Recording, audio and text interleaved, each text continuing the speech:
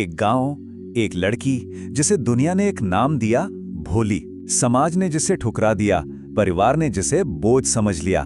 लेकिन फिर उसकी जिंदगी में आई शिक्षा की एक किरण जिसने सब कुछ बदल कर रख दिया। तो चलिए शुरू करते हैं के अब्बास की इस क्लासिक कहानी का सफर, जो एक सीधी सादी लड़की के एक असाधारण इंसान बनने की दास्तां है। हम इस कहानी को समझेंगे बिल्कुल एक फिल्म की तरह 6 एक्ट्स में। हम शुरू करेंगे भोली के बचपन से, फिर देखेंगे उसके स्कूल जाने का वो डरावना सफर, और हाँ, उस एक पल के गवाह भी बनेंगे जब उसने अपनी चुप्पी तोड़कर सबको हैरान कर दिया। तो कहानी का पर्दा उठता है और हमारी मुलाकात होती है सुलेखा से। हाँ, नाम तो बहुत प्यारा था, सुलेखा, लेकिन किस्मत ने और लोगों ने उसे बस एक ही नाम से पुकारा, भोली। भोली यानी सिंपलटन, कोई ऐसा जिसे बड़ी आसानी से बेवकूफ़ बनाया जा सके। अब ये नाम उसे ऐसे ही नहीं मिला था। हुआ ये था कि जब वो बहुत छोटी थी तो चारपाई से गिर गई थी और शायद उसके दिमाग पर चोट लग गई थी। फिर रही सही कसर चेचक ने पूरी कर दी, जिससे उसका चेहरा दागों से भर गया और ऊपर से वो हकलाकर बोलती थी। बस इन्हीं वजहों से सब उसका मजाक उड़ाते रहते थे। और यहीं पर लेखक के अब्बास समाज के दोहरेपन पर एक करारा तमाचा मारते हैं। देखिए, रामलाल के बेटों के लिए तो शहर के स्कूल कॉलेज के दरवाजे खुले थे, लेकिन बेटियों की दुनिया वो घर की दहलीज पर ही खत्म हो जाती थी। उनकी कीमत बस उनकी सूरत से तय होती थी, और भोली उसके पास तो वो भी नहीं थी। इसीलिए वो अपने ही पिता के लिए एक चिंता का कारण बन गई थी। लेकिन कहानी में एक मोड़ आता है जब गांव में लड़कियों के लिए एक प्राइमरी स्कूल खुलता है। अब तहसीलदार साहब का हुक्म था, तो रामलाल को अपनी एक बेटी को तो स्कूल भेजना ही पड़ा। और इसके लिए किसे चुना गया? जाहिर है भोली को, जिसे घर में सबसे बेकार समझा जाता था। और ये थी भोली की माँ की पहली प्रतिक्रिया। सोचिए जरा, ये दिखाता है कि उस जमाने में लड़कियों की पढ़ाई को लेकर सोच कितनी पिछड़ी हुई थी। शादी ही एक लड़की का आखिरी मकसद था, बस।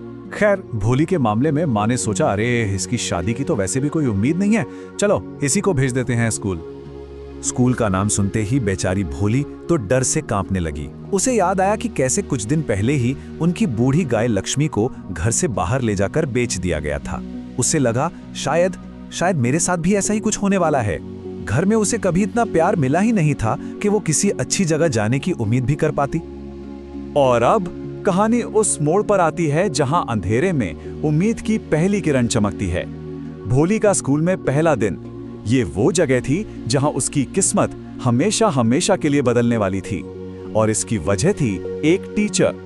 जरा सोचिए, पूरी जिंदगी में पहली बार किसी ने भोली को नफरत या मजाक से नहीं, बल्कि इतने प्यार से पुकारा था। टीचर की बस उस एक नरम आवाज ने उसके दिल को छू लिया। एक ऐसा बच्चा जिसे हमेशा दुत्कारा गया हो, उसके लिए यह एहसास किसी चमत्कार से कम नहीं था, है ना? टीचर ने भोली को बदलने के लिए मानो एक फॉर्मूला अपना लिया। सबसे पहले जब भोली ने हकलाते हुए अपना नाम बताया, तो उन्होंने मजाक नहीं उड़ाया, बल्कि उसे हिम्मत दी, शाबाश कहा, फिर उसे प्यार से थपथपाया। उन्होंने उसके दिल से डर निकालकर उसे मजबूत बनाया और एक वादा किया कि शिक्षा ही उसे असली सम्मान दिलाएगी। और बस उसी एक पल में भोली की दुनिया बदल गई। उसे स्कूल के बाहर लगे पेड़ भी लाल फूलों से खिले हुए लगने लगे, और गांव के मंदिर की घंटियां भी जैसे एक नया संगीत सुना रही थीं। यह दिखाता है कि उम्मीद की एक छोटी सी किरण भी किसी की अंधेरी जिंदगी को कैसे रोशन कर सकती है। फिर तो कई साल बीत गए। भोली अब बड़ी हो गई थी, पढ़ लिख चुकी थी। एक दिन उसके लिए बिशंबर नाथ नाम के एक अधेड़ उम्र के आदमी का रिश्ता आया, और यहीं से कहानी का असली टकराव शुरू होता है। तो ये है हमारी कहानी के विलन का प्रोफाइल। भोली के माँ बाप के लिए तो बिशंबर की खूबियां उसकी खामियों पर भारी थीं।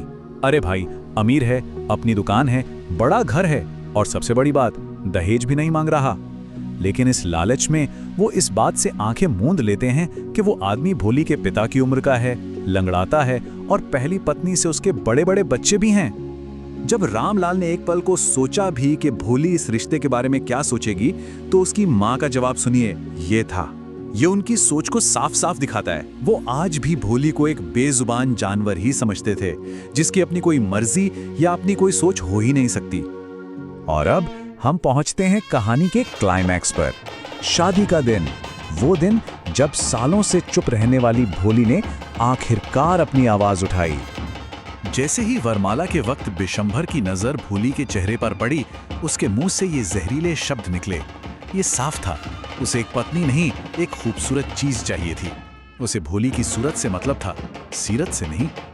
और फिर उस लालची आदमी ने अपनी असली औकात दिखा दी। भोली से शादी करने की कीमत लगा दी, पूरे 5,000 रुपए। उसका घिनौना लालच सबके सामने आ गया। जैसे ही बिशंभर ने वरमाला पहनाने के लिए हाथ आगे बढ़ाया, भोली के अंदर जैसे बिजली कौंध गई। एक झटके में उसने वरमाला को खींचा और सीधा हवन की आग में फेंक दिया।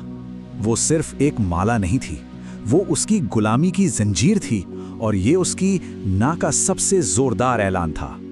और फिर जिसे सब गूंगी गाय समझते थे, वो शेरनी की तरह दहाड़ी, एकदम साफ, ऊंची और बिना हकलाए। उसकी आवाज कोई मामूली आवाज नहीं थी, वो वहां खड़े हर इंसान के कानों में गूंज गई। ये आवाज थी सालों के अपमान के खिलाफ, ये आवाज थी शिक्षा और आत्मसम्मान की। भोली के इस हिम्मत भरे फैसले के बाद क्या हुआ, चलिए कहानी के आखिरी अंक में देखते हैं, जहां भोली ने अपने भविष्य का फैसला खुद अपने हाथों में लिया। रामलाल तो दुख और शर्म से टूट चुके थे। उनकी चिंता वही पुरानी थी कि एक लड़की की जिंदगी शादी के बिना बेकार है। उन्हें लगा कि भोली का भविष्य अब हमेशा के लिए अंधेरे में डूब गया है। तब भोली ने नहीं, सुलेखा ने जवाब दिया। उसकी आवाज में अब डर नहीं था, एक ठहराव था। उसने न सिर्फ अपना असली नाम बल्कि अपना स्वाभिमान भी वापस पा लिया था। उसने साफ साफ कह दिया कि उसे किसी मर्द के सहारे की जरूरत नहीं है। वो आत्मनिर्भर बनेगी, अपने माँ बाप का सहारा बनेगी और उसी स्कूल में पढ़ाकर समाज की सेवा करेगी जिसने उसे ये आवाज दी थी। और ये सब होते हुए एक कोने में खड़ी उसकी टीचर सब देख रही थी। भोली को एक आत्मविश्वासी और साहसी महिला के रूप में देखकर उन्हें वैसी ही खुशी हुई जैसी एक कलाकार को अपनी सबसे बेहतरीन रचना, अपनी मास्टरपीस को पूरा करके होती है। तो आखिर एक मास्टरपीस क्या है?